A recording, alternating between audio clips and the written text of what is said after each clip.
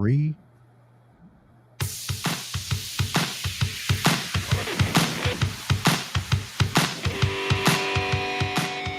Hey, and welcome to the Drive Your Line podcast. This is where we talk about everything karting, all aspects, chassis, engines, manufacturers, rules, races, series, and so much more.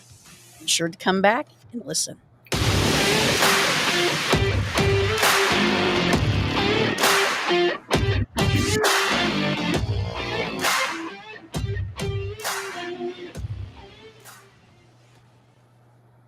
Hey, good evening. Happy Wednesday. Thank you for joining us for the Drive Your Line podcast. I'm Christy. I'm your host. This is our podcast. We talk about everything karting related, from sprint racing to road racing. Soon we'll have some dirt racing representation, engine builders, track owners, series promoters, families who participate, and so much more.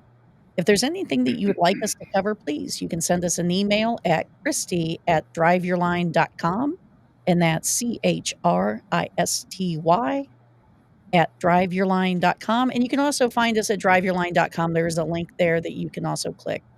But first off, it just came over the press today due to a conflict of interest or conflict in date. Has been changed. The conflict was with the Blueberry Blowout. WKA has decided to cancel the race at Crossroads Motorplex October 19th, prioritizing the best interest of our racers. This event is meant to serve as a warm-up to the World 100. We extend our sincere gratitude to Wade Murphy for his ongoing hospitality and look forward to returning to the Crossroads Motorplex in 2025. So we always hate to hear anything that is a conflict or has to be canceled, possibly due to close proximity, or the sport is just sharing too much territory together. And sometimes it's better that one entity backs out to save the integrity of the other event or the sports event overall. So sometimes those kind of sacrifices have to be made. So since we talked last, we've had a hurricane. Another hurricane's come through the United States, and we pray that those that were in its path are safe, or at least will be safe soon, and we'll possibly have all the utilities back, and life will get back to normal as soon as possible. I don't know if there's anybody within our karting community doing any relief effort collection. If there is, please let me know, and we'll get that out right away. I'm sure that there's a lot of people in our community that would like to help those in our sport that are in need.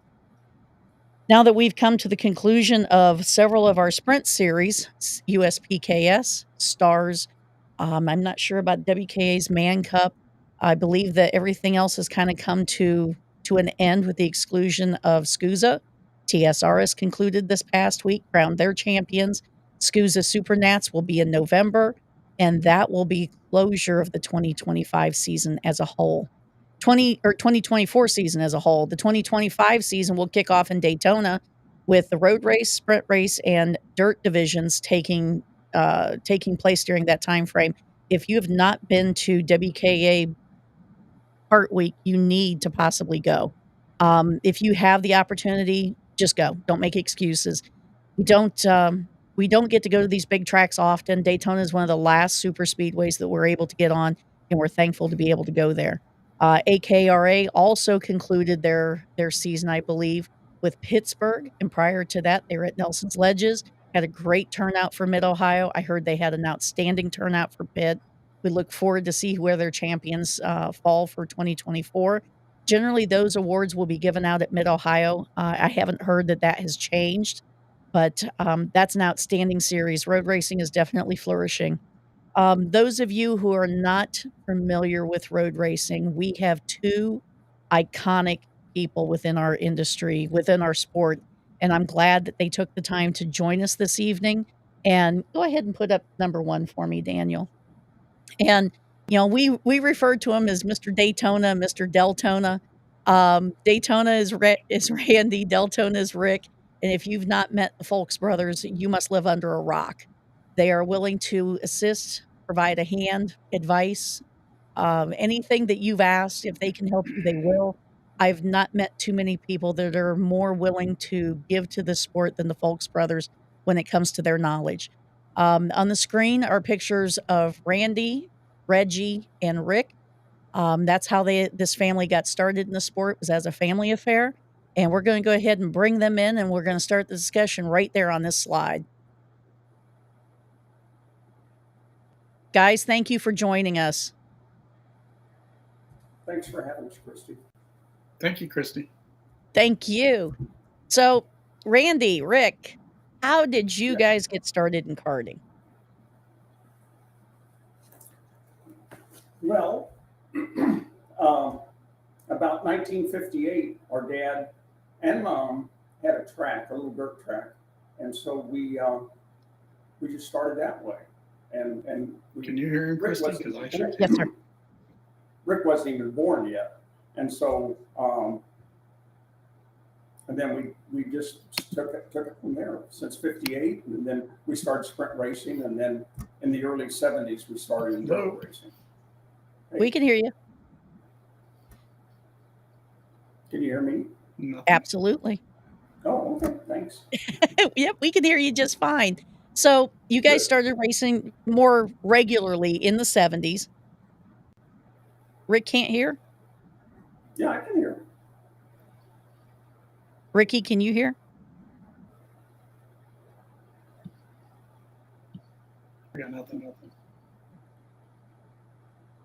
We can hear you. For once I'm best.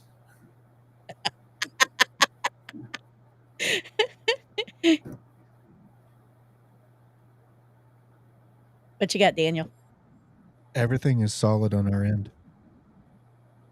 He might need to check his connection. Check connection. I'm good. Hello? You there? I'm here. Look at Randy. I'm here. See, I mean, for the one that doesn't know anything about computers, I'm here. Yeah, we can hear him. I don't think for some reason he can hear us. No. Okay, let's see if just be me. He'll be back. Yeah. Okay, so you guys start racing in the '70s, and you started sprint racing, correct? Correct. My first big race was in Barnesville in '69 in Junior Reed, and wow. And the person that I got second that race, the person that beat me was Randy Kugler. So, oh my gosh. That's been a long time. So, yeah. So in the early '70s, we started enduro racing. We went to IRP and started, going that route and enjoyed it. And been enduro what would you racing consider? What was your home road race track? I would assume IRP or Black Hawk at that time. So. What was your home sprint track? Mid-State, Springfield, Illinois, or Quincy, Illinois. Now, did Quincy run more races than what they do now back then? Yes. And now Quincy doesn't even exist anymore. Yeah, that's sad. Piece of history gone. That is sad. Just so, I understand that you are not an aficionado of sprint racing. No, is that true? Not at all. That's true. So pardon me? When did you decide that road racing was your jam? Probably early '70s, '72, somewhere in that area. I would run, start off with a McCullough, and we ran the first Daytona with a McCullough, lay down probably a Hornet cart, and then was, thankful just to make up the race more than anything else. Wasn't thinking about leading or anything in that point, but and then we just progressed. We kept getting a little bit better, and things just started happening for us. When did you win your first enduro race? Milwaukee. Ooh. At the Milwaukee Mile. Well, it wasn't the mile at that point. It was Milwaukee with the road course, and it was a B stock race. And we'd always kind of been up front a little bit there at the end, and then finally we won one. And then all of a sudden, once you win one, it seems like you can win more. It just got to break that bubble. You had to. So it was tough. And then when I did that, then things started progressing. So we bring Rick in. He's not. Oh, trying. Rick is gone. Yeah, Okay, he's- so Tough one. you're it. You're it. You're the star, Randy. You're it. So once you started rolling in road racing, did you run more than one class right off the bat, or did that kind of get introduced later? Ran McCullough's, then we had a BM SS engine we got from Gary Hartman, and M&G Motors, Mike Burris. Mike Yeah. and Gary, and so we started running that at IRP, and then one day I saw a twin cart, and I said, well, I'd like to have a twin cart. So then I ended up buying a Red Devil. We probably bought it at that point for $250, $300, and had a couple of 91 B1s on it, and ran B stock. I guess it was B Reed at that point. B Reed, yeah. Yeah, so we're talking early 70s.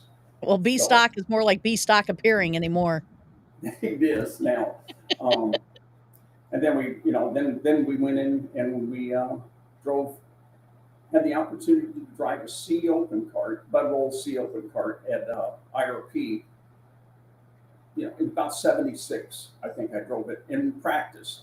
And I left the pits. That cart was so fast. I left the pits and had a long pit lane. And by the time I got at the end of the pit lane, I was out running carts on the front straightaway. That cart was that fast. And it's like, So you were hooked at that point, weren't you? I said I have to have one of these, and so then we ended up getting a C open cart and a B open cart with Comets and B bombs on it. So, And up until recently, did you have a twin the whole time? No, probably late '80s. Got out of the twin cart business. Just moved into Yamaha and Sportsman and all the single carts, and then there at the very end here in the last maybe 10 years ago, had the opportunity to drive Mark Schoonover's twin cart a couple of times, and then decided we wanted to build our own cart, and so we built one. We ran it for about 3 or 4 years. And the rocket was born. I don't know. It was fast at times. Okay. So what would you say is your favorite class of all of them you've run? Probably Yamaha. Honestly, Yamaha. Why It Yamaha? seems to be it's the most competitive, and it's just some great drivers in that class, and you have to be. Oh, got Rick. Hey, Mr. Deltona's trying to make a comeback. Hey, I see. Hey, I don't know what happened. Man, I had no audio at all. Randy punted you. Yeah, he did. Let me switch to earbuds here. He's done it before. So I'm Yeah. sorry, but why do you think that Yamaha is your favorite class? What's so attractive? Well, maybe at the point, maybe it was B open or C open at the time, but now that was probably the most prestigious in its time. B open, C open, but Yamaha seems to be the most competitive. There's the classes there's a million classes, and there's only Yamaha seems to be where the cream of the crop is coming now. So we have Rick. Well, I think that it's quantity and quality at this point. It's both. You guys are getting the numbers. You're getting the best drivers in the country, and people want to race against other people. They don't want to race against 3 or 4. Exactly. That's not a race. That's a ride. Yeah, exactly. So Ricky, seems here's like I'm doing a lot of riding.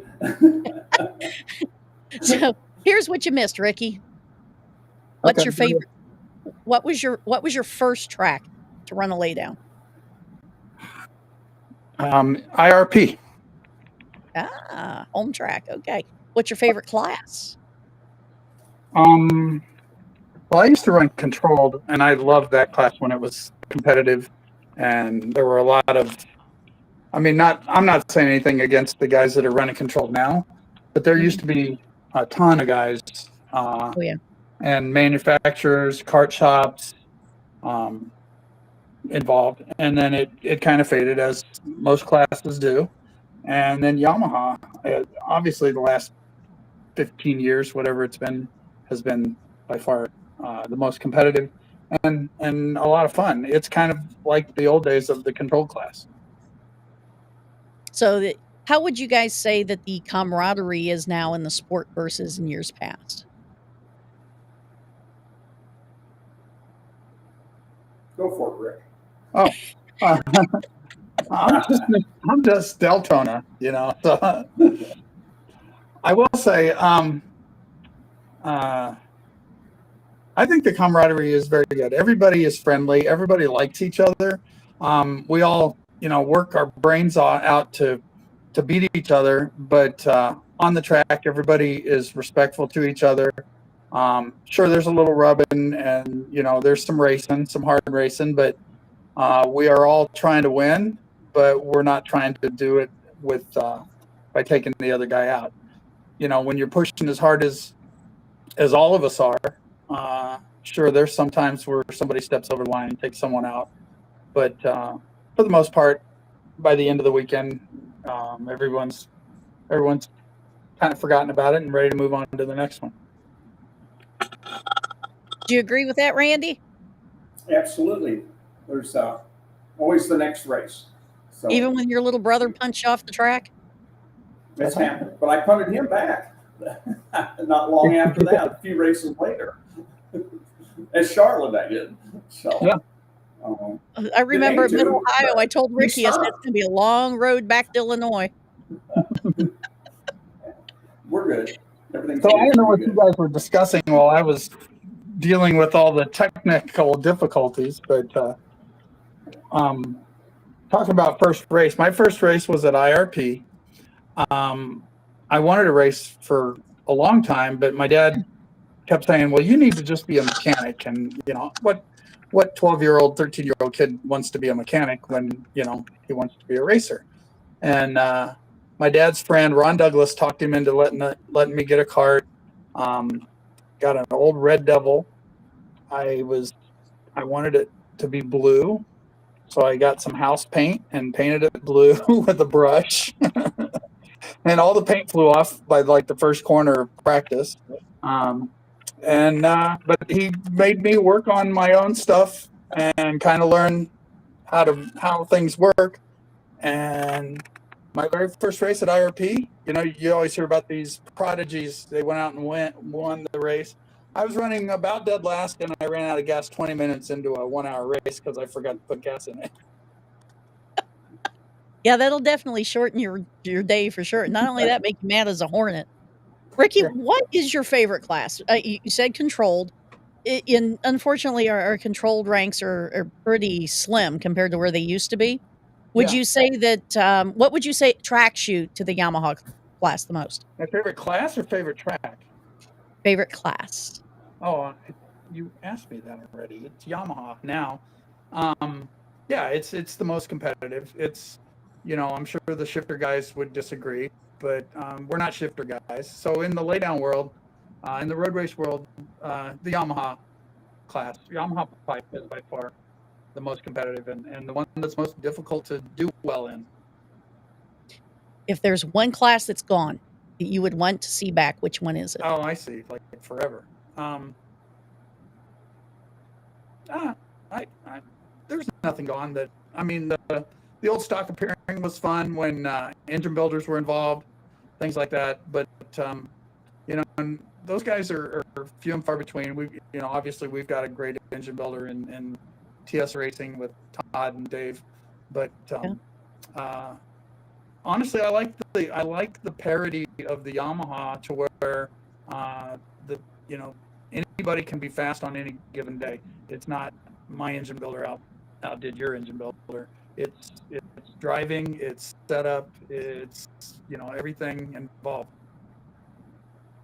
So let's talk about the Fulks family involvement. Let's talk about Reggie's contribution to the sport, because I know from being an old Margay kid that man came up with some of the slickest designs and coolest stuff.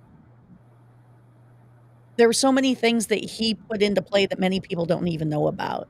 And so have you guys. I mean, the things that you come up with on your own karts. What would you say Reggie's biggest contribution to the sport was besides Rick and Randy? Probably he was just a good craftsman, and he could make anything. And he was always thinking outside the box and making things that other people weren't thinking about at that point. And we didn't have a machine shop. He had an old lathe, and that was about it. And boy, he could just about make anything. And he just knew how to fabricate everything. And hanging body work and stuff like that. It's just, God, it'd drive me nuts because I'd stand there and hold that side panel for an hour and a half, and I'm thinking, my God, cut it. But he'd look at it, and I'd be standing there holding it. It's like, oh, geez, this can't take this long. But it does. If you want to do it right, it takes all day and weeks to build a cart. And I think that there's a lot. He just instilled us to try to do our best and have good equipment. And, for years, a long time, there was always the sight of Reg and Barb at the track. And we miss seeing them, I'm sure, as much as you guys do. Well, Dad had his they own were inventions too. He started off. Well, I remember when I was young, just getting started racing, and he made a starter that he could carry on board with him on his two-stroke lay-down enduro kart, and it was some kind of a thing where he put it on the ground, put his feet on each side, wrapped a rope around the starter nut, and give it a yank, and it would fire up the engine, and then he could jump back in and take off. I know he pulled over one time to our buddy Norm Carver from years ago. Had crapped out during the race. Reggie was racing for a while, pulled over, went over to talk to Norm for a little bit. Norm was like, "Oh, did your engine die?" He goes, "No, I just saw you sitting there," and I came over to talk, and then he pulled his thing out from under the seat, strapped it around the crankshaft, and firing it back up. And Norman was just standing there with his mouth wide open, going, "Oh my gosh!" Right. But he invented the underdog super wrench. Remember that, Randy? He Yep. invented the carb trigger that everyone in Yamaha uses today. Randy kind of perfected it, but Dad definitely came up with it. So yeah, his contributions through karting have been available as products to people to buy. Mostly, anybody that would come over and ask for help, Reggie would take them under his wing and give them all the help he could give them. Well, and you two have followed that legacy. I mean, every time we've been to a track, and heck, even working with Randy at Mid Ohio and at Nelson's and Pitt and Bowling Green, you'll turn around and Randy's gone. Mm-hmm. He's off helping somebody. I remember being at Nelson's Ledges, and he was over helping Colin Jedrzak, and it's like, Randy, we're going to the grid. Well, now Colin's running up with you guys. Mm-hmm. And that maybe weekend, in front of us now. and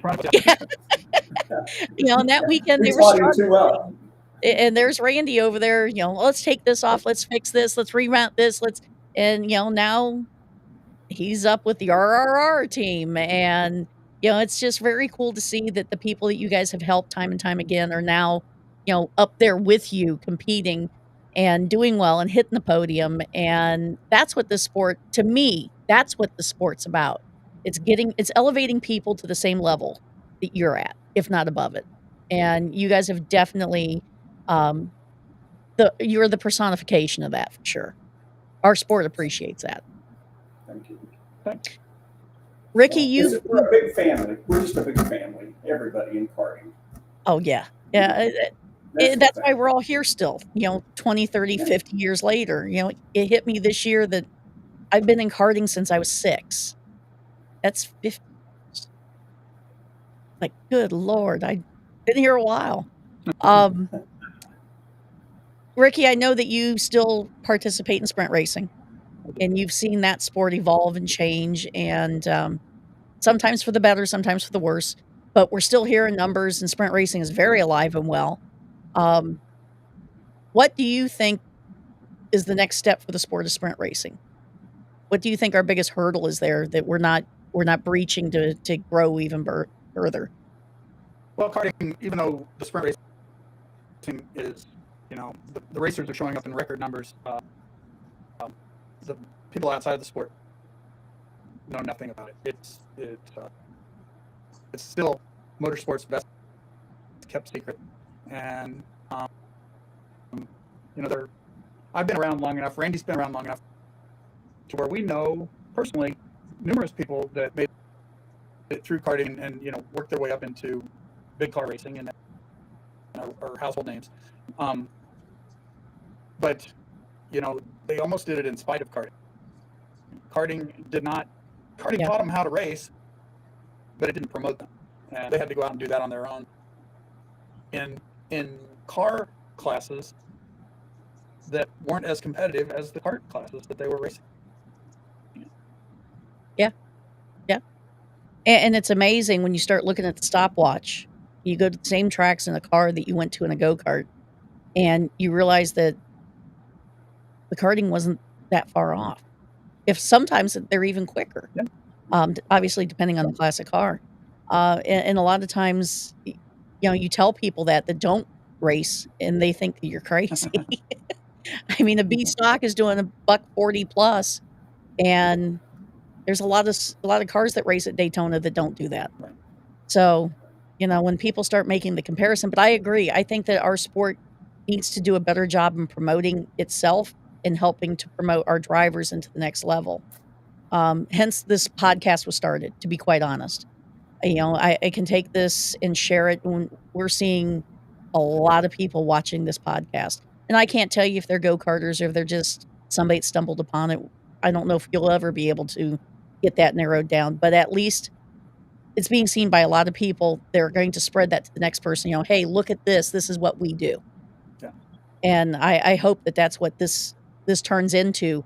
But I do agree that there's got to be some sort of give when it comes to promoting our talents that we currently have and bringing them and elevating them to the next level, because there's nothing. There's too many write the check. Here's my driver. Go have fun. And then they age out of this process. And where do they go now? Who's got the next step?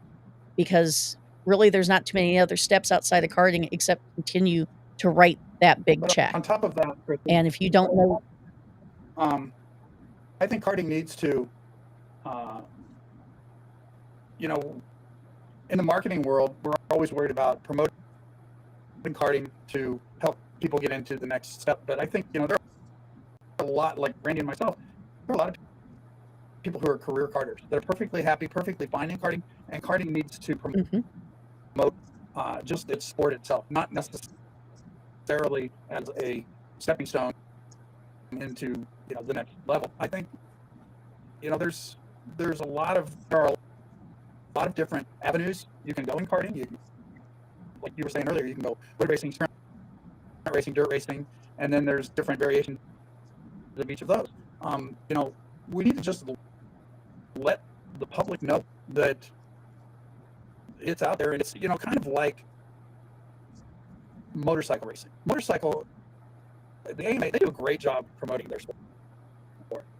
People can go to their local motorcycle shop. They can buy a race-ready motorcycle, and they're ready to go. Karting kind of needs something similar to that, to where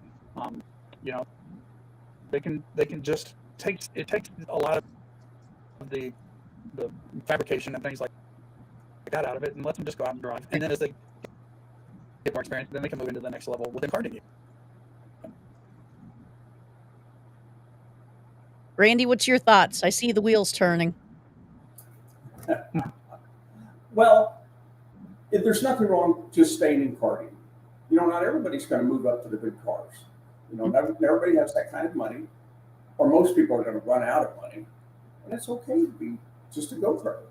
There's nothing in the world just having fun going to the track and just Competing. And that's what it's going to be. You can be the biggest duck in the little pond, instead of just trying floundering with everybody else if you don't have enough money, and that's for sure. And that seems to be the key. There's a lot of good racers, but they don't have money, and so why not just stick in karting and just enjoy yourself? We tell a lot of all the families on our team that not everybody is going to be a Formula One world champion. Not everybody's going to find a professional team to get involved with. And that's why we try to make them as well-rounded as possible. Some of them, they still 4-cycle race, they 2-cycle race, they sprint race. And we have a few that now have made that transition into road racing because they want to know what's out there in karting, because they're not all going to go into cars, whether it's budget restraints, talent restraints, scheduling restraints. They're going to go to college. It's easier to kart race than it is to try and put together some sort of upper tier motorsports endeavor. And I think that karting provides a lot of things that people don't ever think about. Lifelong friendships, life lessons. It provides you self-confidence. It provides you problem-solving skills. And I think that a lot of those things really get sold short in our sport because they're not being taught a lot of times to younger people, whether it's in school, their family element, church, whatever. And I think that karting does cover a lot of those bases that we don't see outside in society. I agree. There's nothing wrong with being a go-karter. No. Randy, You how don't many have wins to- do you have at Daytona? Oh, how many losses do I have at Daytona? No, I More didn't. losses than wins. How many wins do you have at Daytona? 6-0. Ricky, how many wins do you have at Daytona? I don't know. I did not know when you're 60. I lost track, or I didn't keep track from the beginning. My best guess, because I get asked this a lot, is somewhere in the mid-20s. So if anybody wants to know why Randy's called Mr. Daytona, 60 wins pretty much explains that. I think there should be another slide. Could be 3. He's going to throw this up here. Oh, So okay. top picture is the rocket. There's the B stock. Second one is Randy, and the one below that is Ricky. And the every time I see you guys, your carts have just a little bit different variation. I'm assuming the 3 stripes represent the RRR. No, I don't know if it really did, but it works out, doesn't it? Just say yes. Have to ask Doug. Yeah, Oh. exactly. Yeah, well, I have to ask Doug. Yeah, Doug Shannon. is So what was the deciding factor about building the rocket? Who was that originally built for?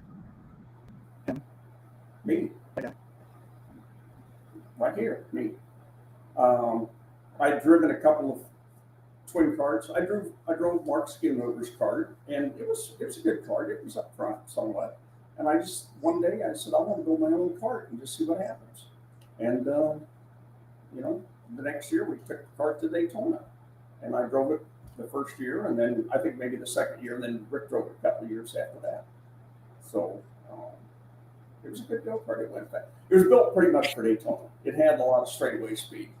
So Oh, it was I quick. mean, it was quick. It was 149, you know, down the front chute, and everybody else was right around the one. At that point, everybody else was like 136 miles per hour. So we were. No, we were Alan hustling got a down chance to the see it from the back until he got smaller and smaller and smaller. We didn't have any more gear. We put the biggest front driver we had and the smallest rear driver we had. And that was the gear we ran. So it ran well. It was, you know, it was built for Daytona. And if anybody's So- not seen the video on YouTube from Rick's race at Daytona, I'll find it and I'll post the link so everybody can see it. It's pretty impressive, especially when you look up and you're watching the fence posts go by. The picket fence. Yeah, that one was a Yeah, That was it's big just like a blur going by your face. That's That was impressive. Do you miss the cart? Sometimes, but it's kind of like a boat. You're glad to get rid of it, you know. But no, it's fun, and we see it out there running around, and it's doing pretty well at times. And so, you know, it's We tell people it's twice the motor, 10 times the headache, and 20 times the expense. It's definitely it's a labor of love. Lots of love. It is. It is. What would you guys say are your longest standing relationships with friends in karting? Who's your oldest friendship?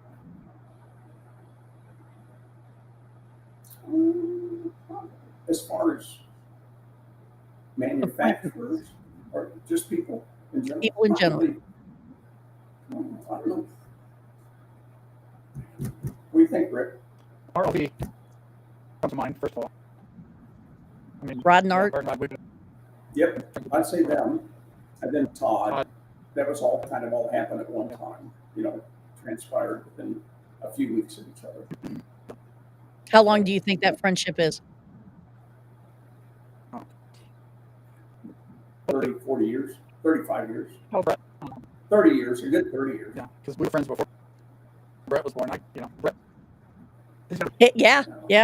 a December birthday. I remember him being a bank I think we can all say that. as a newborn in his little tux. And I think 30 years. hold him as a little baby. I can't hold him anymore.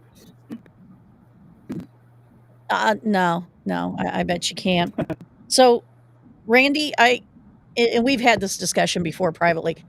You test at every race as if you're getting ready for Daytona, correct? We think about Daytona when we leave Daytona for the next You year. think about Daytona as soon as you hit the track at Daytona. You're already Well, we thinking do. about And the when next we leave Daytona, we're thinking about the next Daytona Yeah. already, how we can make things better. And we constantly come up with ideas. We have a barrel full of mistakes and things that didn't work. Occasionally, we find something that works. But man, I tell you, it's hard. It's really hard. And it's getting Everybody- harder, isn't it? Well, absolutely. I mean, there for a while, I think we were a little ahead of the game on aero, but now everybody's right there with us, if not in front of us a little bit, and then just a little bit of everything else. So, but we're still plugging away. We haven't quit yet. What do you enjoy most about the sport? My friends, all my friends are karting friends. I don't have really a lot of other friends, just the people. It's kind of the way it is at our house, isn't it? So, yeah, my friends, and just hanging out with my friends. That's right. So, Ricky, you're still involved in motorsports outside of karting. What is it you're currently doing now? I'm a spotter in the IndyCar series and in the IMSA series. I bounced around in IndyCar from several teams. Started off with Carter Racing. Did some work for Andretti Autosport, worked for Dragon Speed. But now I've landed at Ray Hall, Letterman Langen, and I'm both on their IndyCar team and their IMSA team. And And you're a spotter for both? Yes. Yep. And how does somebody get into a position where they want to get in with a team, not as a driver, as a different role? How does one go about that? well, I want to be an IndyCar driver, but they won't let me. So The nerve. yeah, exactly. No, I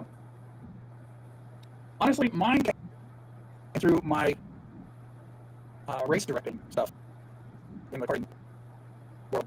I started off doing. Mark Coates approached me and asked me to be his race director for the Route 66, and we did that for several years, and then he started the United States Pro Kart USPS deal, and I helped get that off the ground. And then I kind of started doing more one-offs. I left the series and wanted to do the one-off stuff. So Mike Burrell approached me and asked me. He said, USAC is starting a karting division. We're going to have some badass races, and one of them is going to be at the Brickyard. I want you to be the race director. And I was telling him at the time I didn't really want to do anymore. I was kind of looking to get out of it, but it was in, and I wanted to do it. I wanted to race there too, but I ended up helping him. That's where I met Mike, or riding Mike. That's where I met Jason Burgess, and we kind of became a three-headed monster. We went on and promoted a lot of races. Well, to get back to your original question, both Jason and Mike Burrell were already spotters and had been spotters for years with Andretti. And Mike got me when some teams were looking for extra spotters at the Rolex 24. Mike asked me if I wanted to give it a shot, so I went down to Daytona and did it, and it worked out, and it's just kind of snowballed from there. Ricky, your audio is not matching your mouth, and then when the audio catches up, it's like you're speed talking at the end. Sorry. But we can hear you. It's just, I think your broadband is definitely compromised today for some reason. Well, How many I speed talk when how many more years? Um, How many more years do you guys think you're gonna be involved in karting? How many more years am I gonna live? That's the right The rest- answer, Randy. That's the right answer. I think so. You know, maybe not driving, but helping and fabricating and doing whatever else I can do to help people. You help a lot of people in the off season, don't you? I tinker around and help some people if they need a little help here and there. So we're not a cart shop. We're just Nope, a couple of I get guys it. helping friends. You know, just helping friends. I talk to Making people and new they say, friends. "Yeah, well, I talked to Randy and he told me to do it this way," or "I talked to Randy and he told me how to do that," or, or "I asked Rick and he told me I'm doing it wrong, I need to do it this way," and every one of them are very thankful and appreciative that they have that availability to come to you guys for advice and guidance, and that's very valuable in our sport because so many people, they let, they let their ego and their agenda override that, and they're not forgiving of their knowledge, and, our sport's thankful that you guys are able to facilitate that. Thanks. So you gonna win Daytona, you guys? Both of you? This ought to be good. Who's winning Daytona? I'll win the first day. Oh, Second it's day's like found on the desk. I'm going to win the first day because the second day's like the Consi day, you know. So Yeah, he's got the belt. I'd like to. Yeah. Need help though. Almost at Yeah, let's see. Daytona anymore. Let's see the next slide, Daniel. That one. So, upper left-hand corner is the belt, courtesy of Alan Cox Racing, and Thank you. the belt was what was the class? It was supposed to be the Yamaha. I think it started out as the Yamaha 30, and then it was the Yamaha 50 Challenge after that. And John Brown decided that he was going to help promote this class. He wanted to see how many Yamahas he could put on the grid, and I believe we got to 50, did we not? Oh, we got over 50. I think we got somewhere like 62 or something like that. Oh, there it is. Well, no, wait, that's Ricky. That's not the belt. The belt's at Daytona. I got my own belt. I was about to say the belt was white. Oh, he got his own belt. He laid down the gauntlet. I see it. Mr. Two-time. So the cart, and I think, go ahead to that back last slide there. There we go. So that is the cart in the museum in Daytona. And if you have not gone to the NASCAR museum up front, it's not just NASCAR. It encompasses a wide variety of motorsports. And Randy's cart is sitting in there, as well as the belt and a little display about the history of Randy's success at Daytona and his wins. And since that was put in there, you won 2 more times, right? Yeah. Yep. That was 58, I think, there. So they could just cross that off and put a little 60 there with a pin. So, yeah, good. They're hard to get. Trust me. So do you ever get your go-kart back? Do you go in and see it every now and then? I have. You have visitation? That cart, they kind of tricked me. Rick and the people said, hey, they want to put your cart, with the display through Speed Week. And I said, okay. So we had that was a brand new cart. And we took it down there and they put it in the museum and they go, well, we sure would like to have this thing. And I'm going, man, this cart's brand new. I mean, I was going to run it Savannah 6 weeks from now. I thought I'd get it back, So after we got done at Daytona, that cart that's in the display right now looks just like that one. I went back down there a couple weeks later and switched out carts. And I said, you can just have this cart. I'll take it. Well, I remember when you guys walked it over there and you came back and you went, well, we say they're keeping it through Speed Weeks. It was like we were down there, I think, for the Roar the following year or so. And it's like, wow, the go-kart's still here. It's like, oh, they kept it. They got a real go-kart that actually won Daytona now in the museum. So which chassis is that? Is that the CIK? Yep, CIK. Nice. And you're currently working on a couple projects, and you've got a new cart from Richie Warren. Mhm. Ricky was in it this last weekend and won with it. Yeah, I heard it was fast. I heard it was quick. I'm glad to see that, we have a chassis builder that's building new chassis. Lad, obviously, they have new chassis.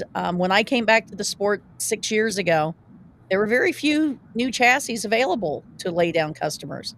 And since then, Richie stepped up. I know Lad has come out with with their partnership with Coyote, and they build a nice chassis. I'd like to see a couple more come out. Wish that our sport was at the kind of level that sprint racing is. We go through sprint chassis like you stub a toe. Um, but at least we have new products coming out on the market, and they seem to be more and more coming along. SMC came out with a brand new axle clutch. Um, I guess we'll see what's going to happen with power plants here in the future. See what the lifespan of Yamaha is going to be.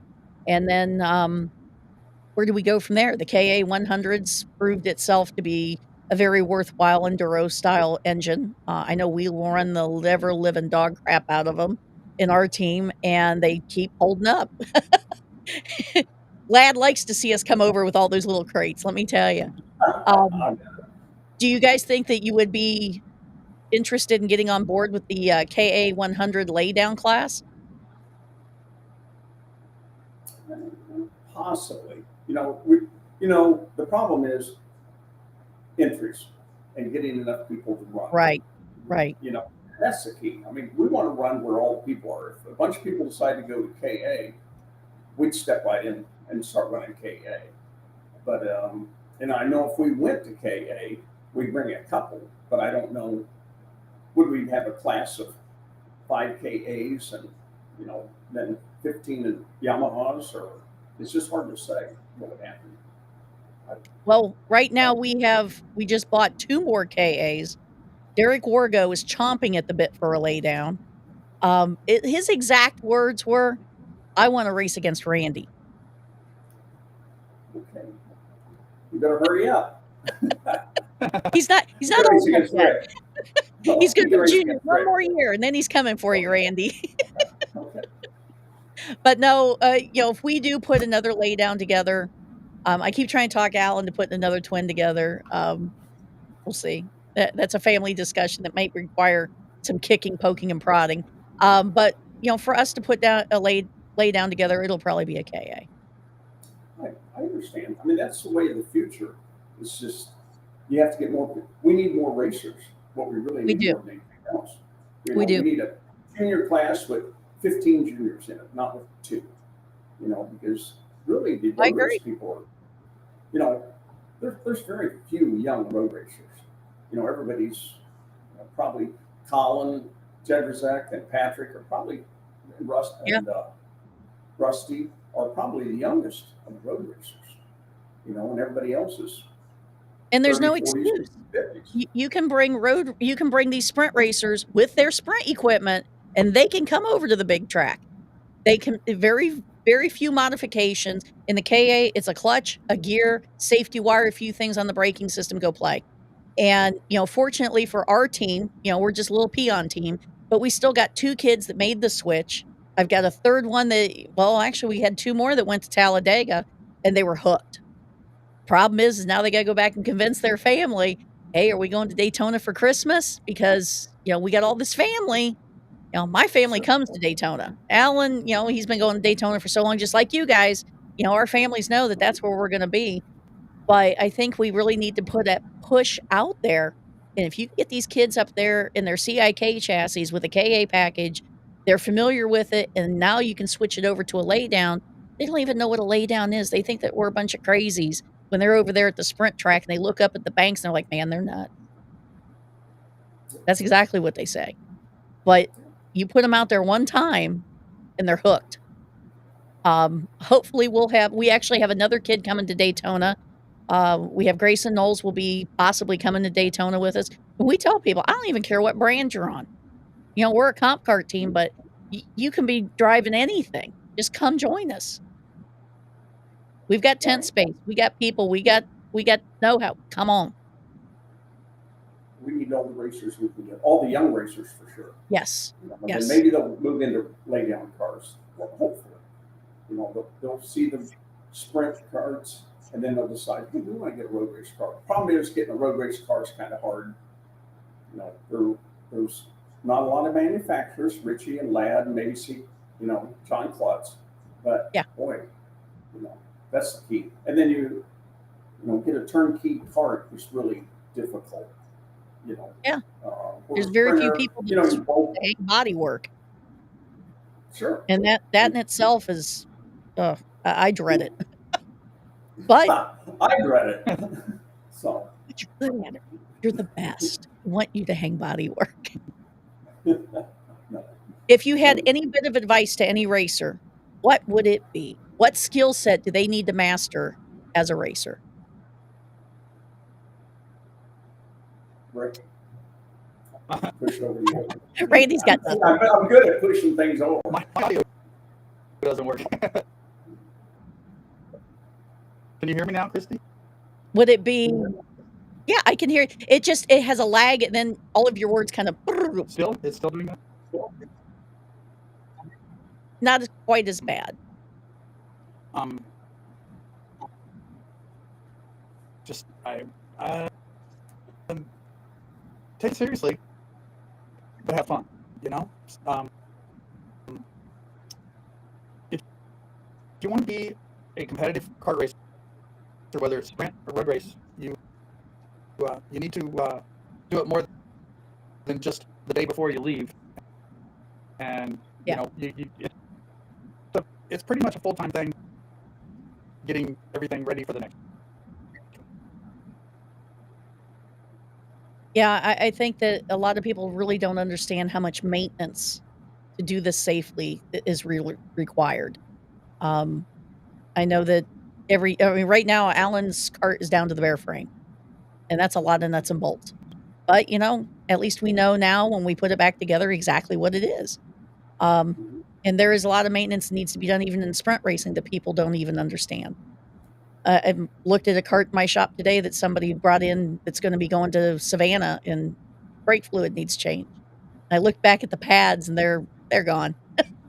It's like this has got to be addressed before you guys go to Savannah. Any last bit of advice, comments, feelings? Just have fun. You know, it's been a great ride. I've done it for 55 years at least, and I've enjoyed every bit of it. You know, and there's a lot there to give, and you sure get to take a lot. You know, you enjoy it and your friendships and everything else. I think that's the key, is the friendships. You know, you lifelong friendships. So it's a lot of work, but it's fun. The racing makes the work worth it. Yeah, I think so. It is frustrating at times, don't get me wrong, but you just keep plugging along. Gentlemen, thank you. Thank you for joining us.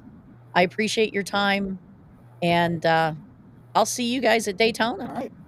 We'll be there. Thanks. Thank you. Thank you. Guys, that's pretty much the end of our podcast tonight. If you sit down for 5 minutes and talk to Rick and Randy, you're going to walk away from the conversation with a wealth of knowledge you didn't have. And they're always willing to give you more information. I'm sorry. They're willing to give you more information every time you go back to the table with them. So don't be afraid to go by their pit and ask questions. But don't inundate them. My goodness, they can't spend a lot of time on everything, but last but not least, I definitely want to thank our sponsors. Doorstep Peppers. If you guys have not gone to doorsteppeppers.com, go. He has hooked us up with a whole bunch of goodies, and let me tell you, they are amazing. Their spices are good. The mixes that he has are amazing.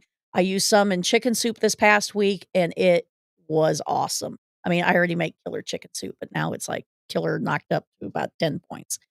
Trailer alarms. Lyle and trailer alarms are phenomenal. Nothing worse than going to a hotel and hoping your stuff is there in the morning. And trailer alarms takes that anxiety and that worry out of the equation. Their systems have been out on the market for many, many years. They are used by some of the top teams in motorsports as well as equestrians. They have a horse trailer alarm system. As a former equine business owner, I can definitely understand that. Our tack is very expensive. What you put on the road as far as truck and trailer is also expensive. So traileralarms.com is your go-to for that added sense of security and peace of mind. Mach 5 fiberglass. This would be Marcus Pardue, and he has been accumulating pretty much every fiberglass mold on the market, whether it's enduro body, sprint body, seats, bodywork, noses, tails, etc. And he is going to be your go-to for fiberglass. From custom work, hand laid, to novelty items such as, like the novelty go-karts, the Mach 5, Corvette, so on and so forth. He will have body works for a lot of these old school novelty products. And again, guys, I thank you for joining the Drive Your Line podcast. We are now on Drive Your Line's podcast on Facebook. So you guys can watch this live on Drive Your Line podcast, Drive Your Line on YouTube, as well as Audio Alchemy Productions. He has it live streaming there. And we are streaming on just about every streaming service worldwide. If you would like to become a sponsor, please let us know. If you'd like to come on, let me know, or somebody you feel would be of interest. Please get in touch with us at driveyourline.com. There is an inquiry form there, and we would love to hear from you. Thank you for watching. Thank you for sharing. Thank you for liking, and I'll see you at the racetrack.